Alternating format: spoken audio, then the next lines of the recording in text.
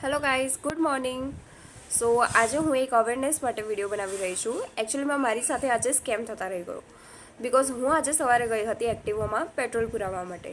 Petrol પુરાવાવાળાને મેં કીધું હતું કે મારે 220નું પેટ્રોલ પુરાવવાનું છે, બટ એણે ઓનલી 63.50 63.50નું પેટ્રોલ પૂર્યું. હવે મેં એમને કીધું કે મારે 220નું પેટ્રોલ જોઈએ છે. એમણે કીધું કે 230નું કરાવી દો. મેં કીધું ના, હું ઓનલાઈન પેમેન્ટ કરું છું અને મારે 220નું જ જોઈએ છે. તો એમણે ફરી 111.50નું પેટ્રોલ પૂર્યું. સો તમે કેલ્ક્યુલેશન કરો ને તો 63.50 અને 111.50 એટલે પ્રાઇસ થાય છે ઓનલી 175 175 રૂપિયા.